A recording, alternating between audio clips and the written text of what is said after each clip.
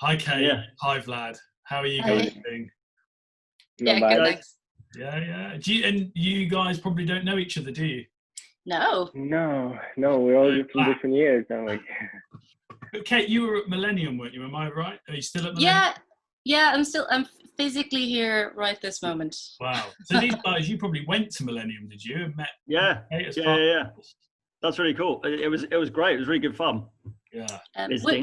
Which films did you guys work on? The Gorefest one. We did a film called Not Tested on Animals, where and we did some prosthetics that we learned at Millennium on some aliens that we were experimenting on. I remember that one. That was quite a while ago. 6 Yes. years. and I did the one. I did the one with the mummy, I think. Yeah. The name. Fool's Errand. Yeah, that was good. Yeah. That's it.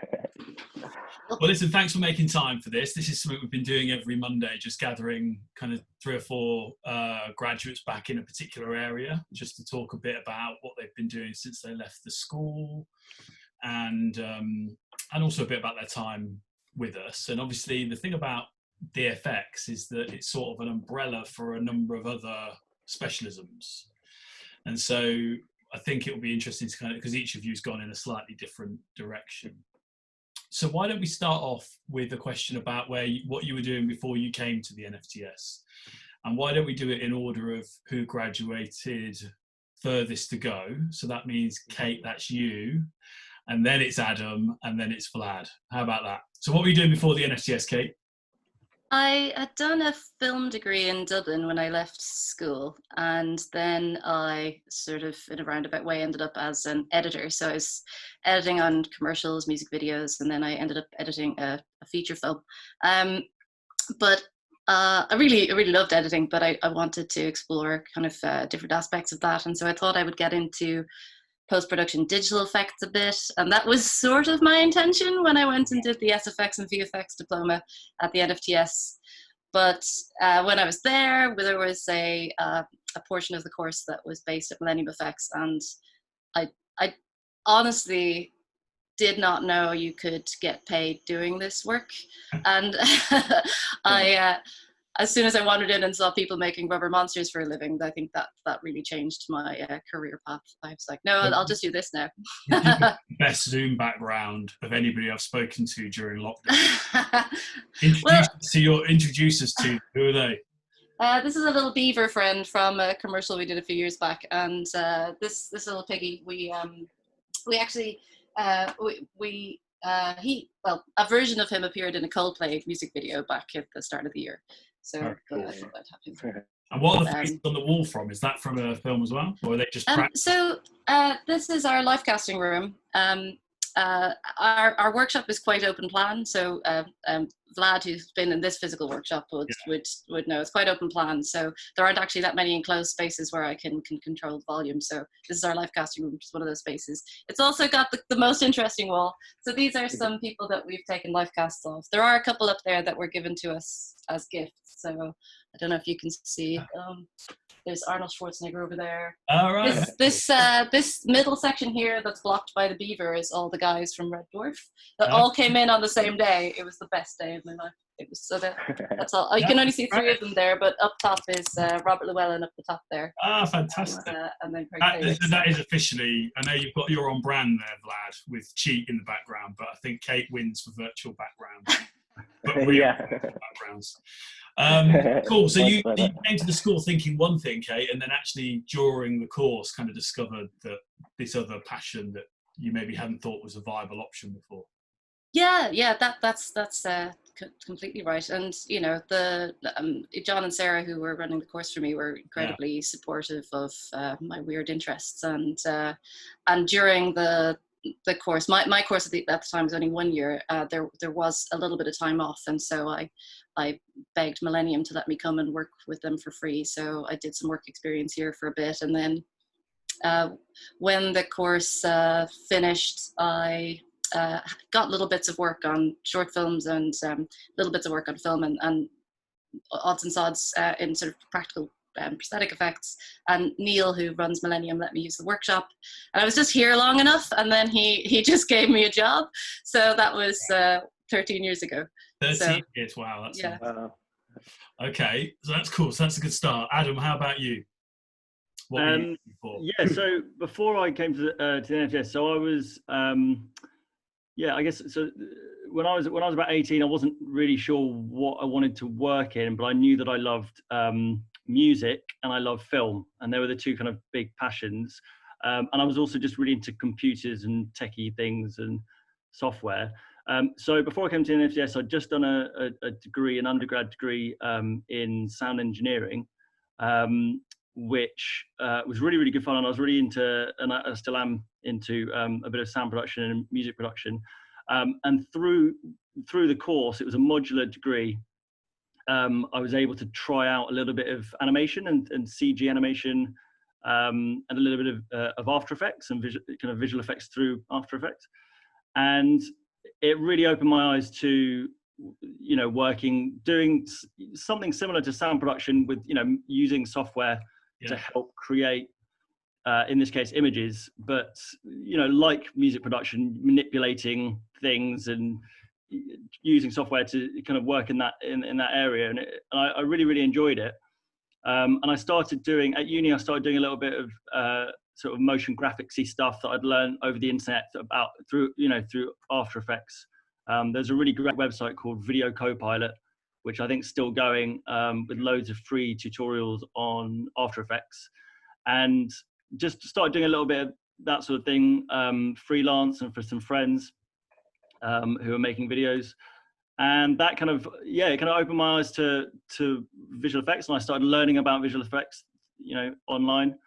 So when I came to the school, I wasn't yet sure what I wanted to do in visual effects. I just kind of knew that it was a whole new world, and I was really keen to learn about it. And I really enjoyed, working with images and working on short films, and the idea of one day working on actual movies was just a huge dream and really exciting. And you went on to specialize in compositing, is that right? Yes. So I know what that is, but maybe there might be people watching it who didn't. And so Kate went the kind of special effects route. You went the compositing route. What does that mean?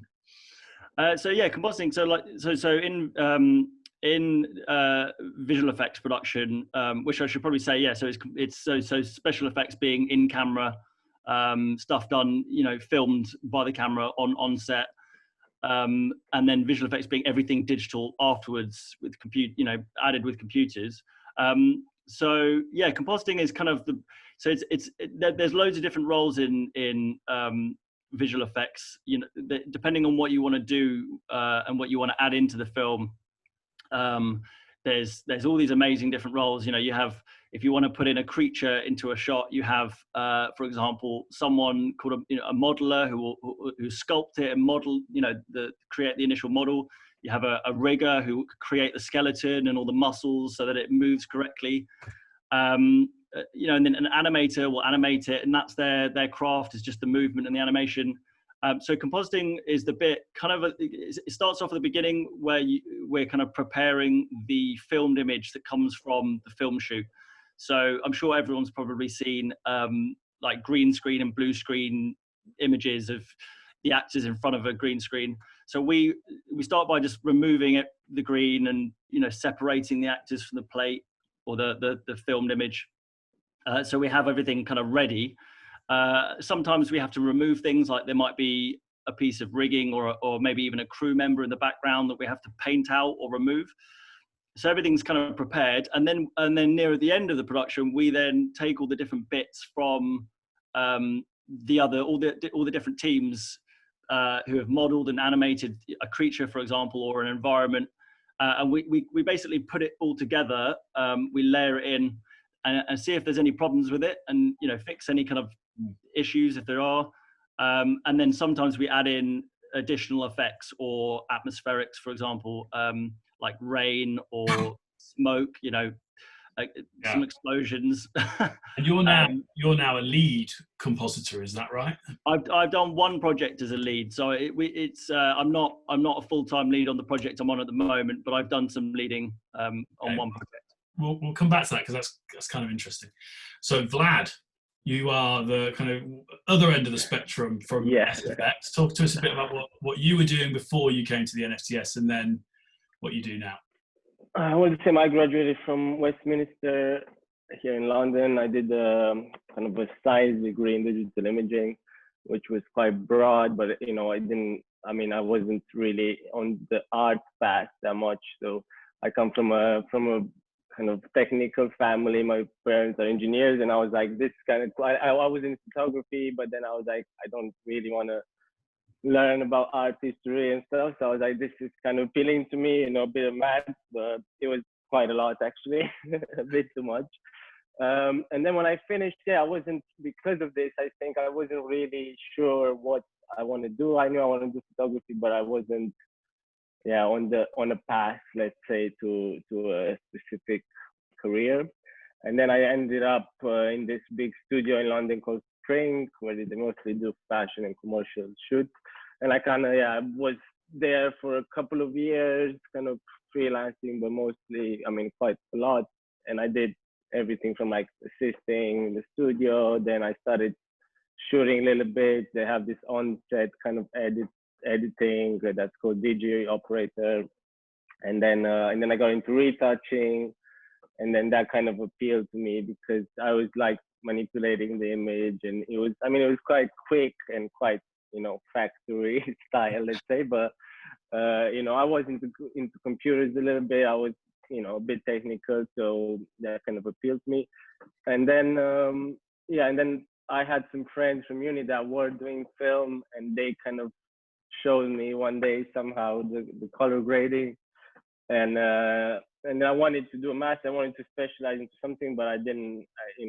This kind of helped me get on this path, and then I kind of started looking into it before I applied to school, obviously. And it's quite a close world, the color one. You can't really find tutorials that much, or like.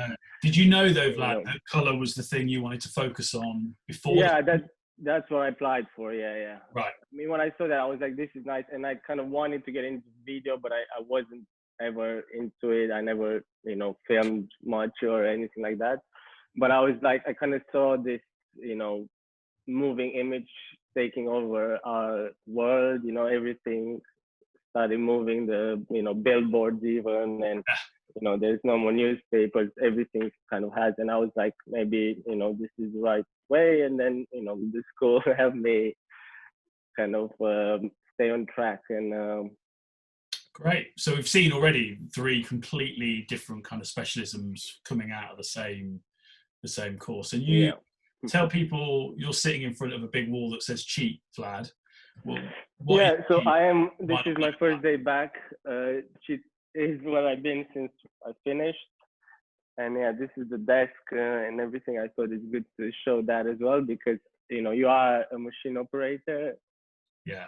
As you are. Cheat is a grading and onlining company. Is that how they would describe themselves? Yeah. So we don't do much VFX for now, but obviously I was lucky to come here at a small company where I had a lot of opportunities to show my skills and to kind of get up the ranks quite quickly, because it's quite hard to get in a room with the panel where when you're in a big company with tens of runners and assistants, and it's a lot more you don't get it, you don't go in that room because there's only one desk. Well, here we have 4 rooms, but even from the start, Toby kind of recruited me by seeing the grad films. Yeah. So he was part of the panelists for the judging, and then he kind of messaged me. I was in contact with him before the school as well, like very briefly. But then after he saw the grad films, he messaged me and we met, and then it took a few more months, and then he was like, come in. And I think I was just looking, I think around today is exactly 3 years since I joined. Right, happy anniversary. Yeah, thank you. So we'll stick with you for a minute, and then we'll go back. All right. So you're color grading projects at the school, and my memory of you, Vlad, is basically not leaving the school for about 3 months because you were on back-to-back projects. And so that means what? What are you doing to those projects for those people who don't quite understand? I see. Well, where do you start? I mean, I guess it's good to start where this comes from and how it got to this day, maybe short, very short. So, you know, it comes from film, obviously, from back in the day when you would print the final film after you know, stitch up the edit and all that. And you print the final show piece of film that you project. And then when you do this, you were able to kind of correct those bits you stitch together using some filters like red, green, and blue. And obviously, when this got digitalized, like everything else, it got a bit more complex. You know, they added stuff from DFX like mattes and keys, and you know, to be able to manipulate the image better. Yeah. And curves from like Photoshop. You know, I see it a lot. I mean, it's kind of like a Lightroom or a Photoshop of moving image, I would say.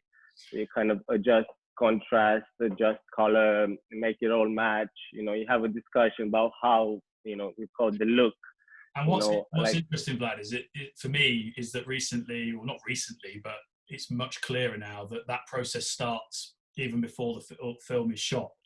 You're having those kind of conversations. I mean, that depends on the project. On big films, you know, like probably like Adam is working on, or you know, the color gets involved much earlier, and they even are in, you know, like the supervising colorist.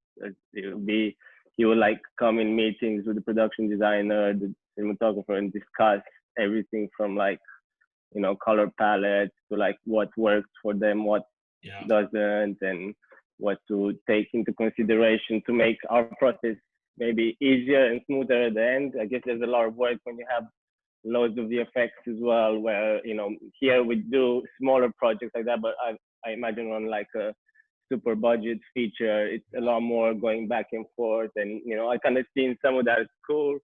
I would say more than here, and you know, going on set at school was amazing. I really missed that. But maybe one day I'll get back to that. And so give us an example of maybe a couple of things you've done recently, and I don't know if there's anything you can show us, but tell us a little bit about projects you've been working on.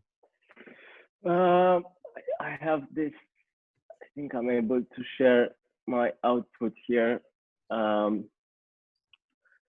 mean, I work a lot with people from school still, especially the cinematographers and editors. They kind of put jobs for me. I try to recommend them as much as I can when someone asks me for a recommendation. Let's see if this works. I'll just get to the desk. I actually have here a few examples of some grad films that I managed to find. Can you see this? Yeah, you can see. Yeah. So that's one that Anna shot, and that's kind of like a before and after of this. So, you know, this was shot on film. Film is a lot more kind of easier, I would say, to work with in a way, because it's all, you know, it responds much better to the light. Everything is organic, and you know, a lot of the time what we do here at Cheat, we try to emulate that. But you know, making anything organic, you know, we're still not there yet. You know, even like other things. I don't know what else. This is from the same film, but here this shot was actually digital, and I had to match to the look of the film, of the rest of it. Wow. So the brighter one is the original, and you know, this obviously it's hard. You kind of have to take into consideration what you're matching to in that scene as well, you know, and make it look the same. So it can be a lot darker or a lot brighter. And Vlad, how long would it take you to work on a shot like that? I mean, at school, you know, it was a bit too long than I should have. They often say that, yeah. Yeah, it could take, you know, it would take like a week even. There was a lot of back and forth, a lot of coming back to stuff. And you don't get that in the commercial world. You don't get it. As soon as I came here, and you know, I saw the guys, they were doing a short film in a day, basically. So I kind of had to work towards that. And I mean, now obviously I do it in a day, kind of a 10-minute short is a day. If it's longer, probably runs over. This is another short that kind of had some more VFX in it. This is one for kind of like a day for night. Right. You often have to do that as well, because if you try to record at night, you'll be very noisy. So they prefer to shoot it quite bright, and then you kind of fix it here. But a lot of the work you're doing is kind of reinforcing story. Yeah, what's there. I mean, definitely, you can't make anything look amazing if it's not shot properly, and if it's not thought about and measured and all of that. I'll try and find another little project. Yeah, do one more and then we'll go to Kate. Yeah. This was. And by the way, people watching, you can ask us questions via the Q&A button, which we'll come to at the end. So if there's things you want to ask any of our panelists, just shout.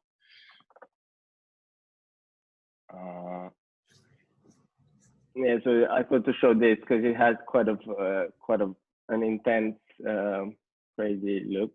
Yeah. It's actually a kung fu film. A kung fu film? Yes. Right, with zombies? Yeah, with zombies and everything. That sounds like my kind of film. Yeah, it was very fun. I actually did it last week. I'll just go here to show you the original, not in log. So actually, an image comes like this, recorded by modern digital cameras, which is called log. It's quite flat. Yeah. And then that's to preserve information, mostly in the highlights and shadows. Right. And then this is like the Rec 709, kind of like the basic camera transformation. Yeah. And then this is what I did. It's quite a big change here because we want it to be intense and crazy, and and I have everyone works in different layers and different ways. There's not a wrong or a right way. I would say you just have to find your own your approach and how you want to do things. Thank you, Vlad. That's been really helpful at no worries. what you do. Kate, it might be a bit harder for you, but because you're physical, but talk to us a bit about some of the kind of work you've been doing. Or you're muted. There you go. I saved all my swears for when I was muted. I'm Irish, so I mean, all of our stuff's sort of based around practical. So for the most part, it's based sort of on a person. So we normally stick things on people, but we also do stuff that isn't. Will I share my screen as well? Great, if you could.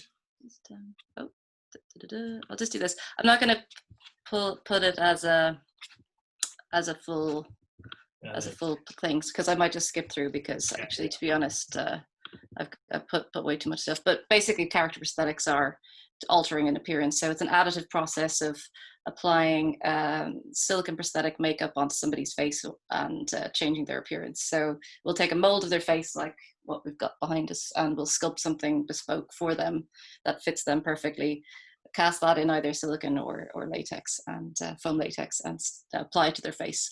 So these are some old age examples, and this is lovely Mark Gatiss as Fat Mycroft, and we've got this is Tracy Ullman as Dame Judi Dench. So it's like a likeness makeup.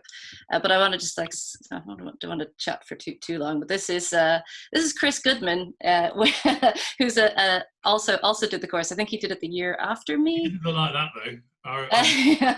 So he actually works for us as well. He's our in-house concept artist here. But I'll just play this. So we were given the task of making reanimated corpses for Doctor Who, but they just wanted to use essays, sort of standby artists, basically from an extras organization.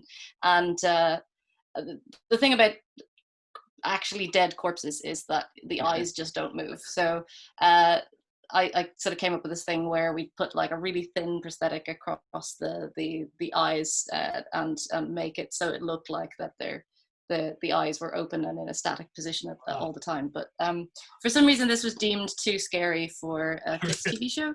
So So that's sort of just covering sort of makeup effects that are applied on his face. But we also do like creature costumes. So Cyberman is just a creature suit, and the Zygon as well. But we also do sort of hyper realistic creature suits. So this is a panda character we made for a theme park. And actually, interestingly, a lot of the stuff I'm showing you is from sort of TV or commercials, and we work on quite a few films a year as well. But we do a huge proportion of work for theme parks as well. It's a good kind of crossover. You know, it's sort of practical, interactive suits and animatronics that the public can enjoy and get a big kick out of. So. And these are more sort of creatures that we made for that Coldplay video. So we had, I think in the end, we had 3 weeks to make 22 unique characters. Wow.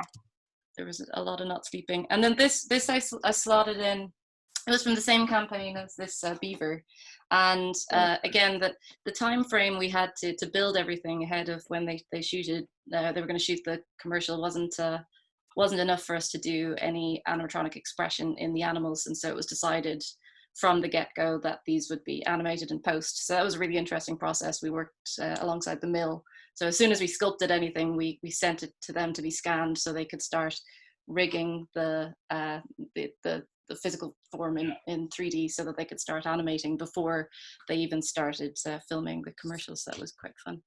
And then this was just...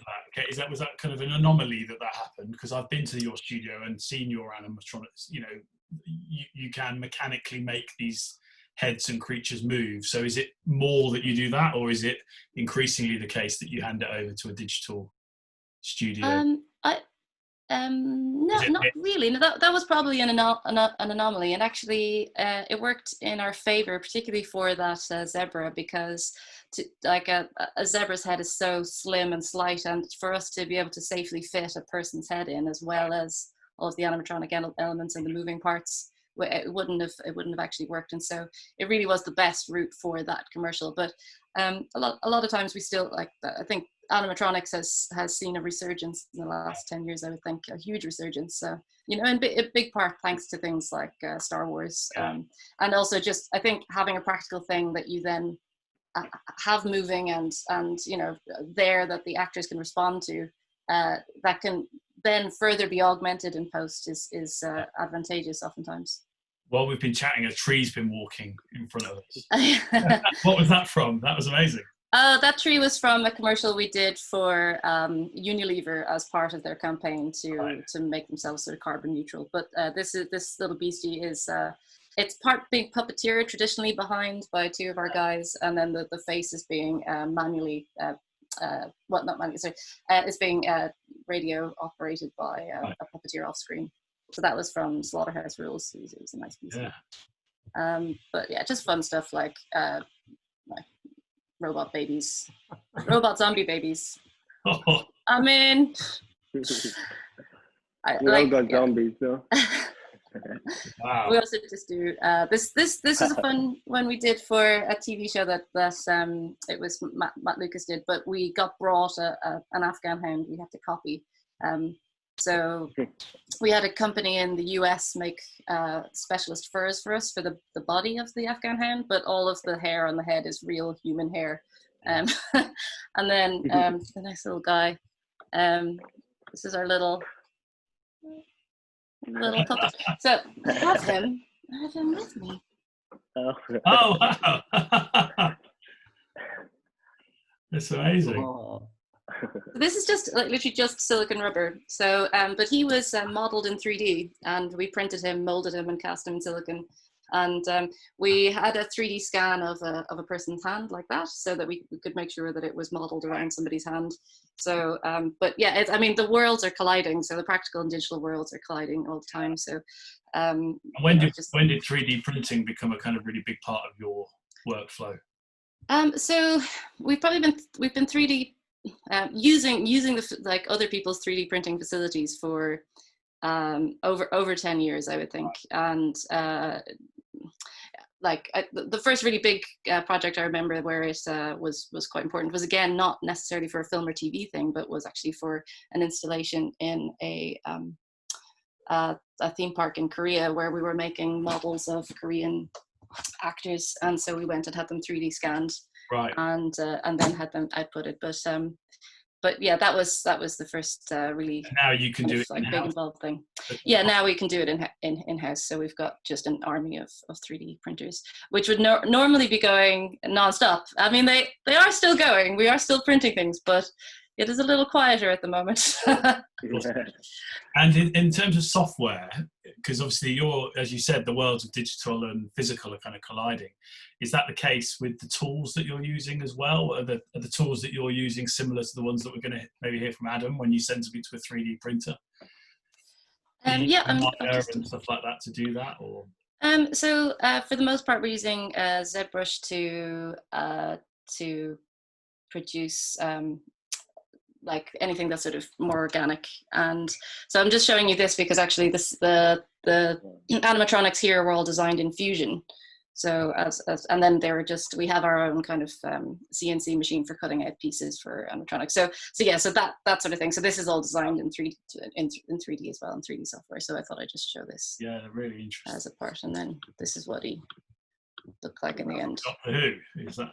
Yeah, so this is from the most recent series. Yeah. We got the best compliment is always when someone moans that they replaced a practical creature with CG, and you're going, well, no, it was a practical creature. But it was nice to revisit a character that we'd done in the past, because a lot of the servos now are more powerful than when we made the Jadoon like over a decade ago. So we could put smaller servos in, a bit more stuff in, and it was actually really nice to revisit that. Right. And then just some straight up fun gore as well. Wow. I mean the oldies but goodies.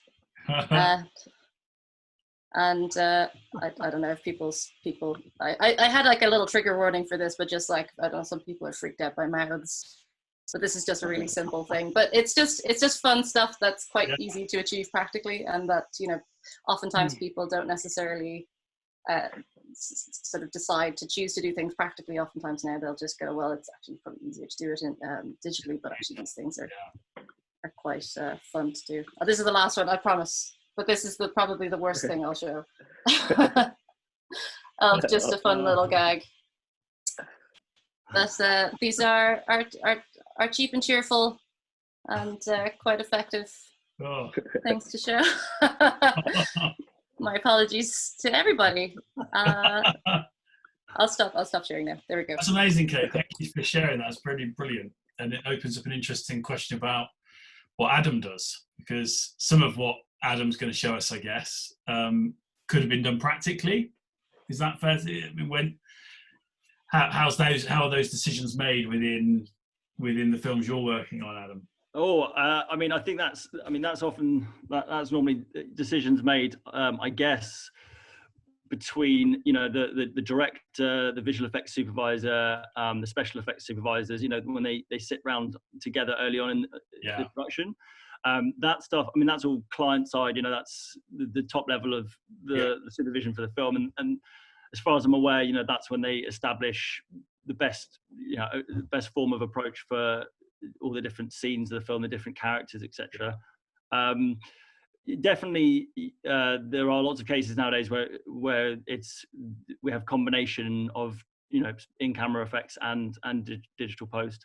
I mean, in my personal opinion, I always think that looks the best. I know that lots of people will have different views to that, but in the industry there's a lot of debate about what looks better. Certainly digital production is often used because it's really versatile, and they can you can change everything at the, later on. Basically, once you filmed it, like that. you can change everything about it. You can completely redo it if you wanted to. So I think that versatility is the thing that the clients often like, the studios and the filmmakers, the directors, etc. They quite like that, being able to change it. But at the same time, I think there's nothing like the tactile feel of something in camera. I think we can still see often that it is something that's real in camera. It takes a lot of work to make something look like it was just essentially there. As Kate said, Star Wars, the new 3 have really pushed into that, haven't they? Yeah. Some stuff you can show us, Adam. I think what's great, just to say, one of the things that's great about the NFTS course, I guess, is the fact that you do get exposed to both. you know, you could just do a digital course, which is with no SFX, but we make sure that everybody has a kind of go with the SFX processes. I think it's useful. Yeah, definitely. It was really cool. I thought that was definitely one of the most sort of unique experiences about the NFTS course, was being exposed to, you know, and thinking about all these different effects techniques and how they can work together. Yeah, I mean, that's as far as I'm aware, that's something that I've not really seen anywhere else on, you know, as you say, normally you get courses on just focusing on specific software or particular approaches. So it was definitely a really broad approach. It was really cool. Yeah, I've got I've got anything you can show us, Adam. So I've got a reel I've got of some of my latest work that I can show. If that works. Yeah. Okay. Hang on. Just gonna do that. Okay, so let's pause that. Share screen.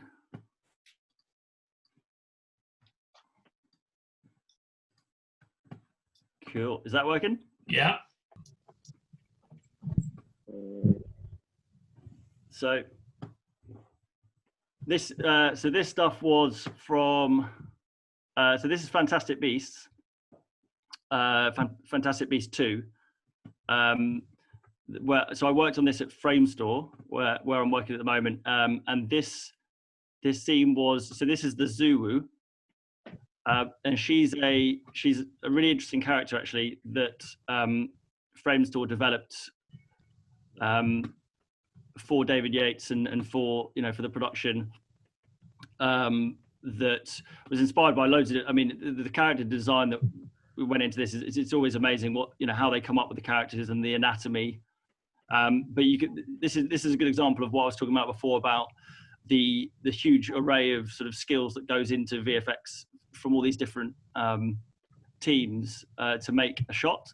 So although this is the final composite of the shot, and this is her in her pen. So in Fantastic Beasts, so Newt has his magical suitcase, and these pens, these kind of enclosures, are where he keeps the creatures in his suitcase, and they're kind of magical enclosures. You can see it's kind of like a screen that's meant to emulate her natural environment. Yeah. So this was so we developed this in comp. So in compositing, we put together this background of a habitat and had to kind of balance it and develop it a bit. Whereas at the same time, the rest of the team, so we had obviously the animators were, you know, the riggers were building the rig and the skeleton for her. The animators were animating it, and, you know, all these different teams focusing on creating the Zulu that they then give to us, and we obviously put it in and integrate it into the shot. And this is an array of different films in this reel. This is just kind of a selection of work from the last couple of years. Yeah. This is from Jungle Book, the mudslide sequence of Jungle Book at MPC, the moving picture company, this is all full CG. So in these scenes, there's nothing that's been filmed. Right, interesting. By camera. It's all full CG. I mean, you can probably tell, as I say, the audience. We can still normally tell CGI from filmed image still, but it was a really interesting production, because it was, I mean, Mowgli in that film, Mowgli is filmed in a lot of the scenes, but not in that scene. Right. Wow.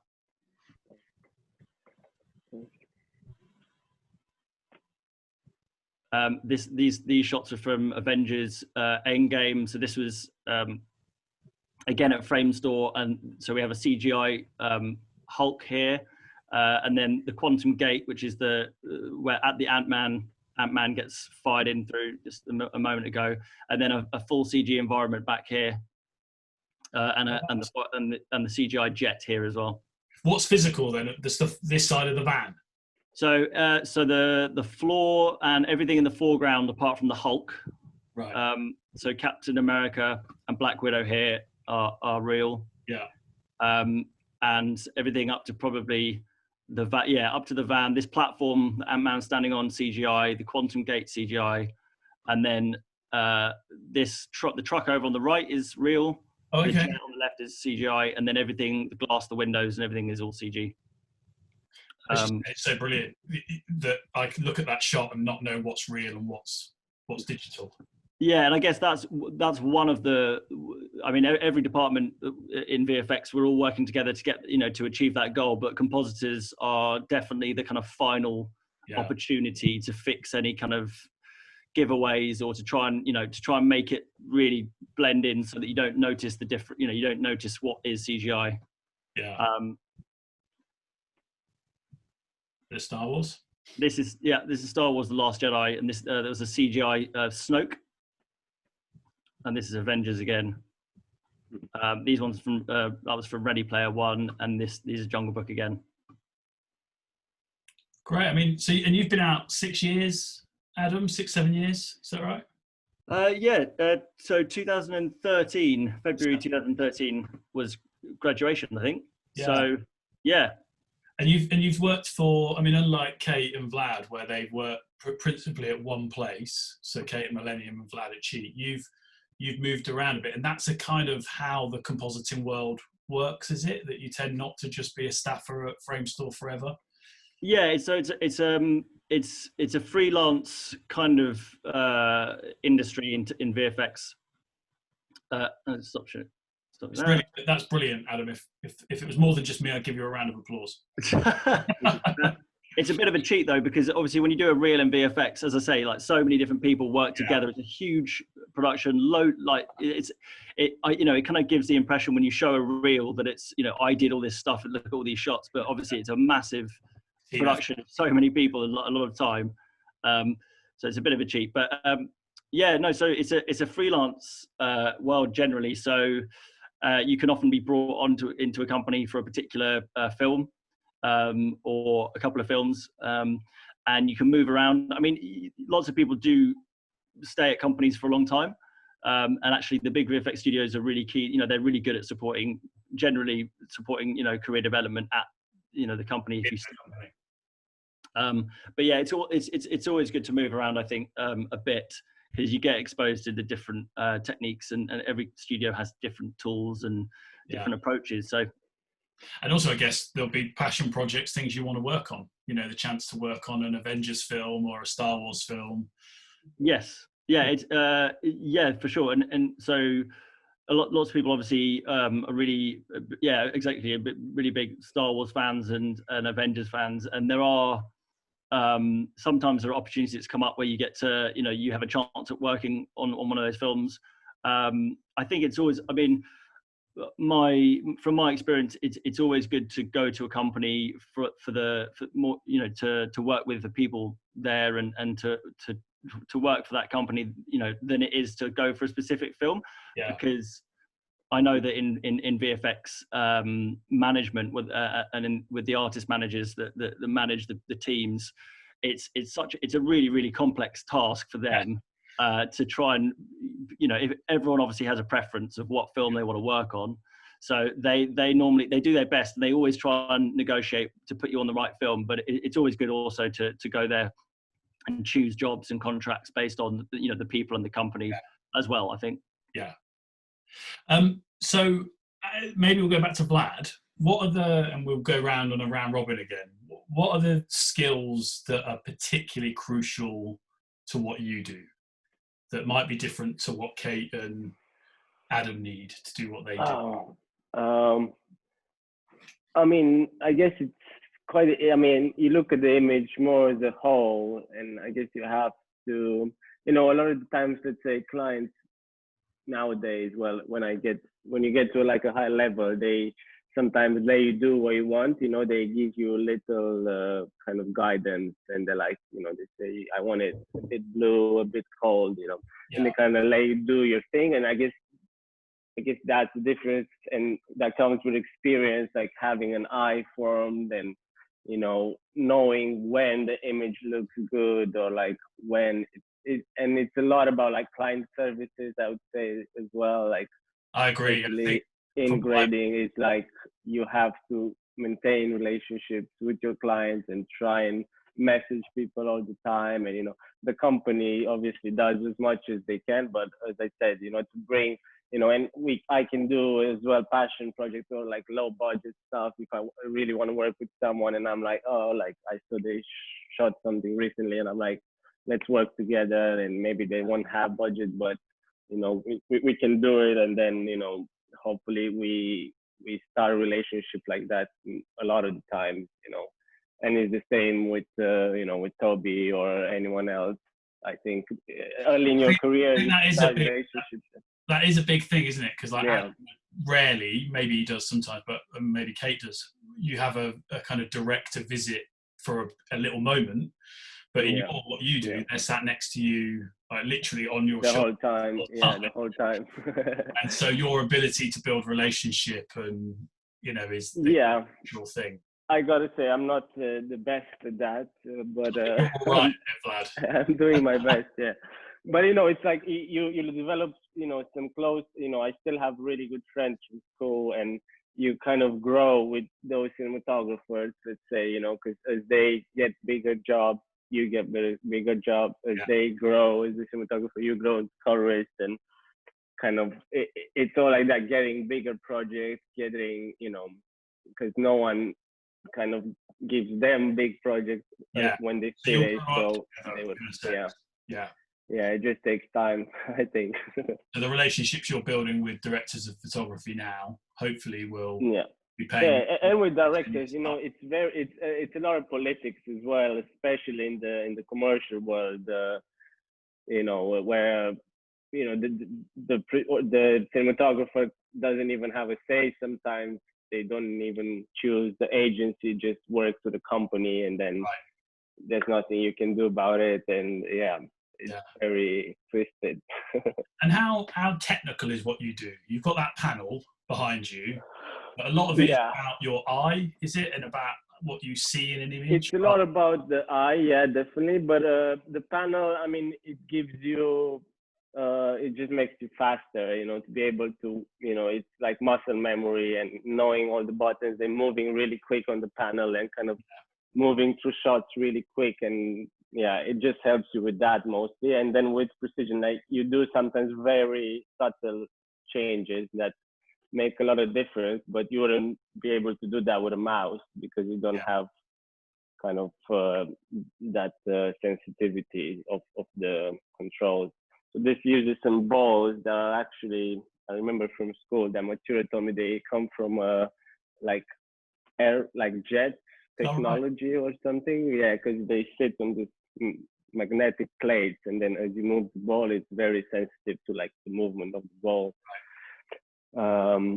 But you had a bit of an engineering sciencey background before. Is that been key? Do you need that sort of background to do what you do? I wouldn't say it's key, but it definitely helped. And then it's cool. I mean, I got we were talking earlier about the DFX course and stuff.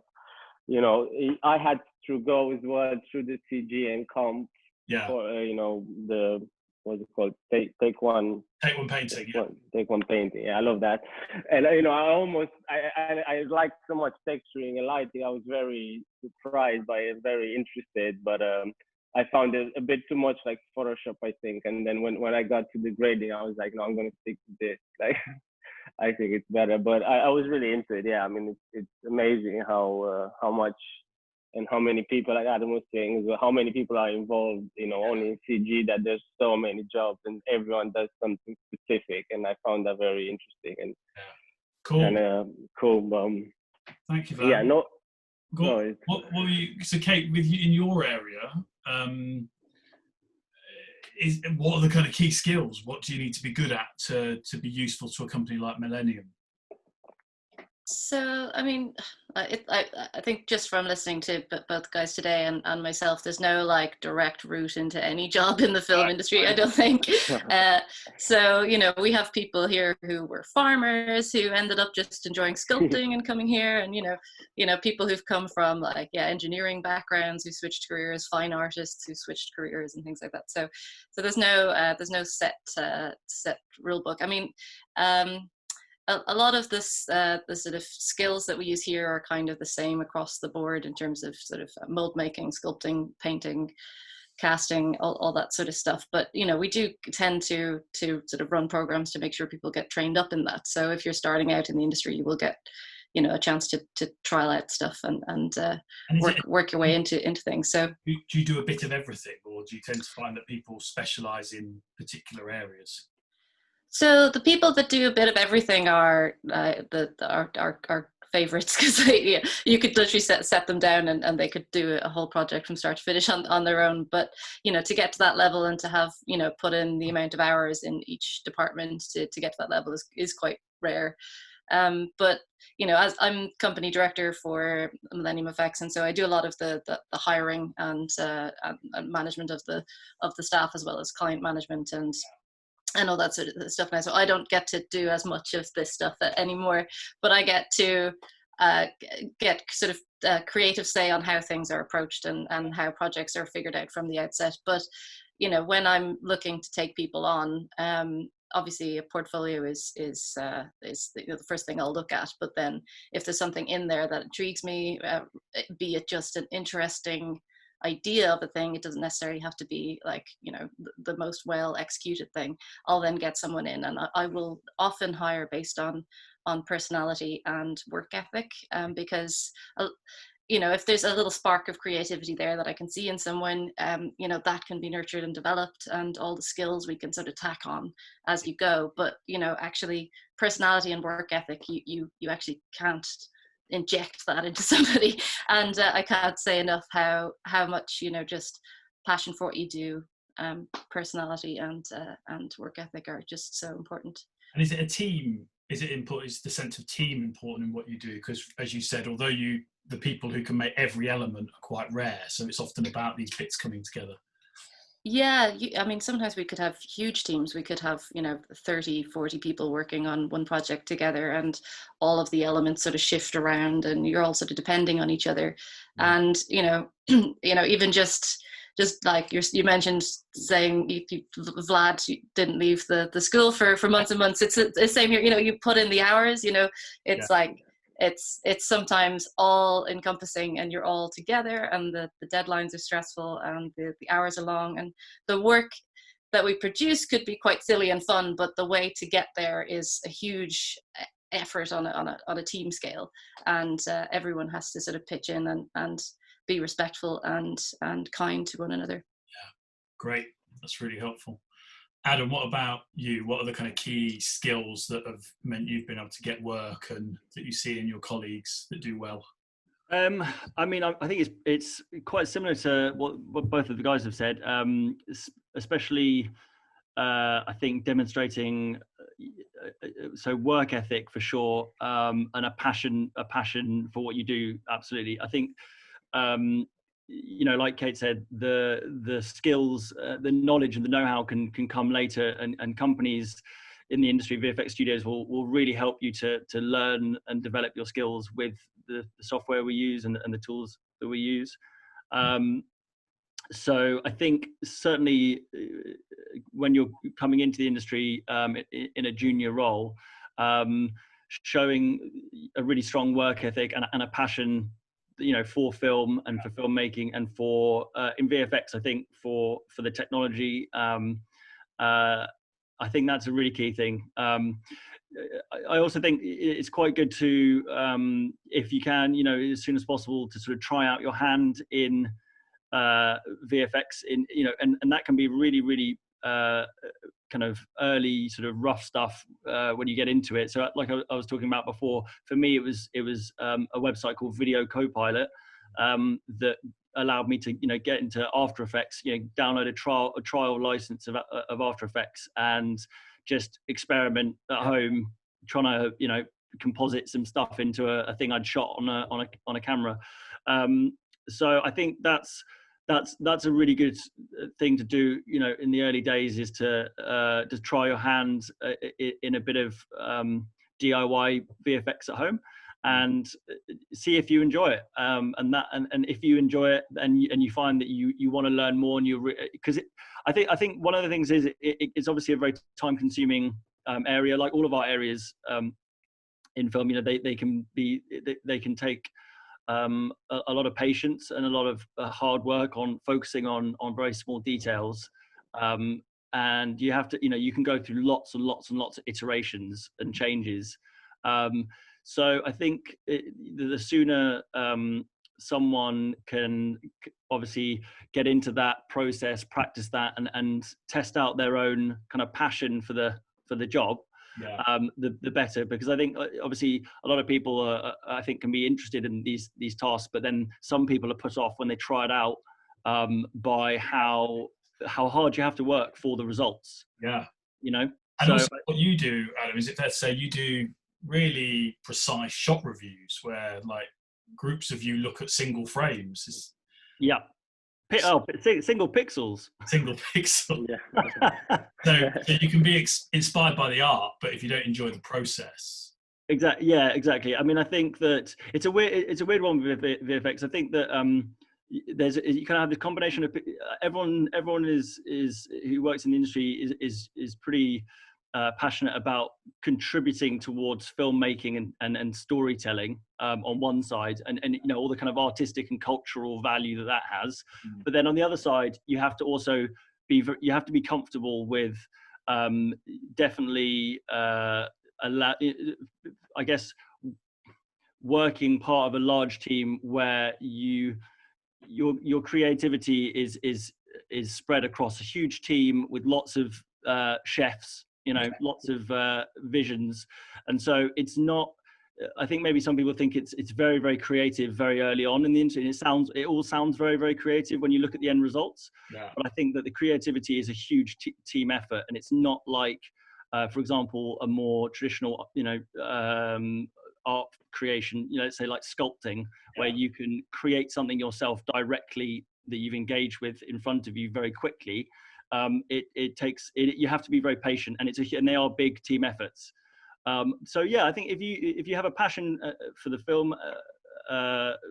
filmmaking process, also technology, and it excites you to see how visual effects and technology can improve. And the tech you're working with is Nuke principally, is it? Yeah, the software we use in compositing is Nuke, made by the Foundry. But there are other compositing software programs, and there's so many different programs across the VFX spectrum. So I think, you know, being good with software, and that's actually you know, going back to what I was talking about before about coming from music production. I don't think a lot of people realize, but if you have any kind of experience with software, whether it's like Photoshop or Lightroom, like Vlad said, or even music production software, like you enjoy working with computers and software, visual effects is quite accessible initially, because a lot of the skills are transferable. And so if you find that you like sitting at computers and you like working with software all day and night, like I did when I was 18, then it's something that you can cross into it. You can sort of into it. And so maybe as we slightly start to come to an end, what, in terms of the state of the industry is, I mean, obviously lockdown will have had different effects on each of your businesses. I bet for UK that must have been really hard because you're physically making things. So did you have to stop completely for a period? Sorry. Sorry. Well, did you, Adam? Did you stop completely, or did the frame still get you up and working at home? So for me, it was actually a funny one. So it was a bit awkward. I was due to relocate to a studio over in Vancouver. Oh, right. Nice. Yeah. So I was at Frame Store for 2 years up until March this year, and we were so we had a relocation offer from Method Studios in Vancouver. Right. And so we were due to fly over, but 2 days before the flight, because of the pandemic, Canada closed the border to Canada. On the day that we were due to land, it was closed. So that's now been put on hold, and I'm working back at Frame Store now, which is really nice to obviously be back there. I'm pleased to see you still got somewhere to live if you were moving to Canada. I still have a roof over my head. So, there are lots of positives. We're actually very lucky. But I guess like everyone, it's kind of it's been very disruptive in travel, people traveling in VFX.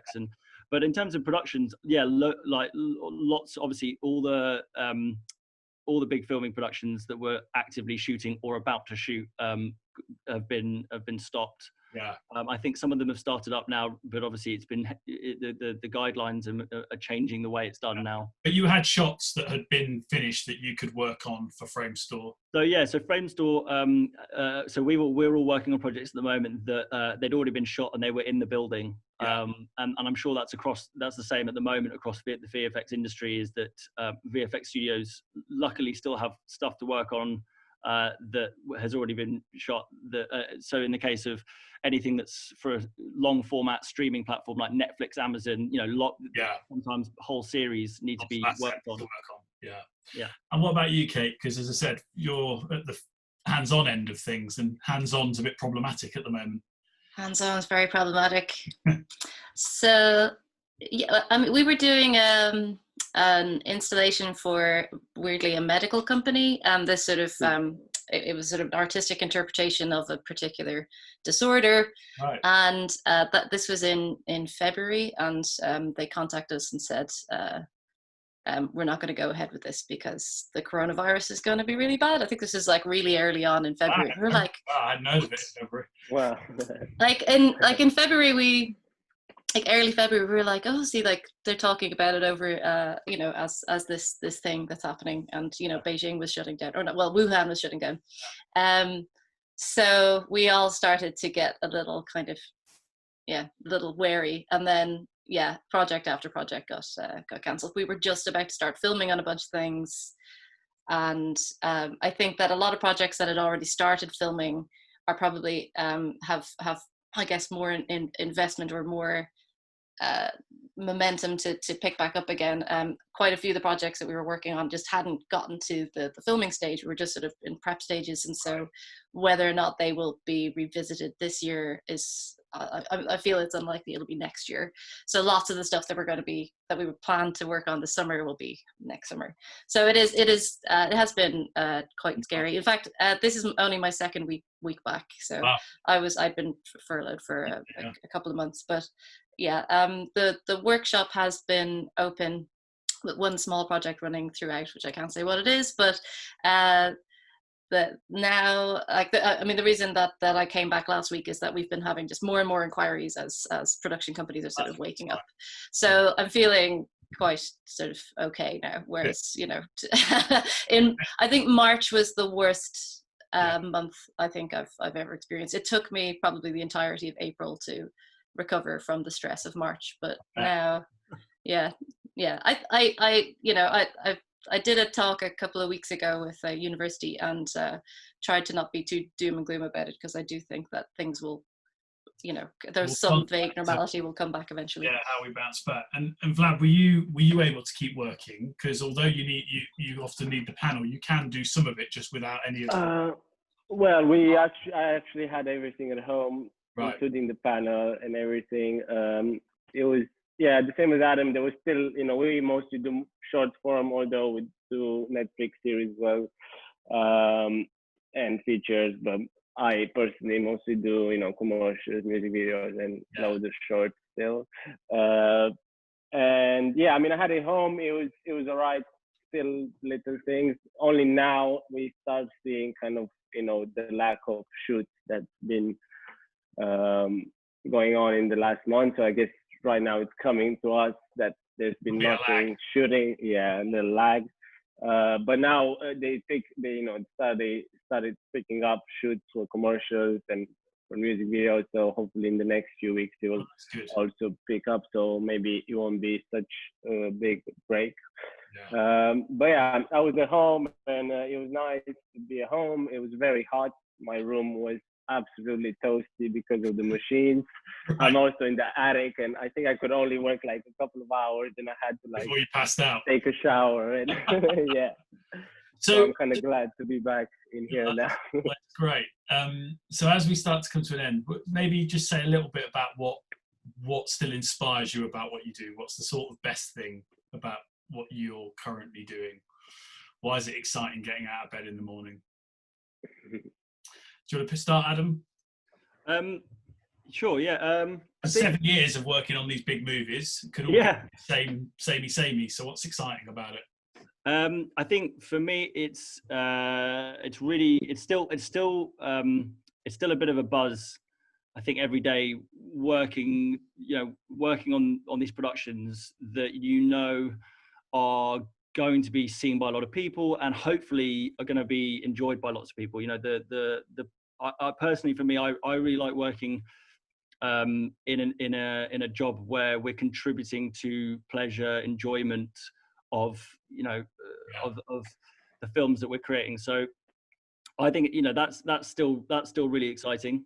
Even 7 years in. I think it's kind of rare, isn't it? It's a rare thing in life for your family to be able to know exactly what you do. But your family can go to the cinema and see the end result of all your work, which is quite an amazing thing, I think. For sure, and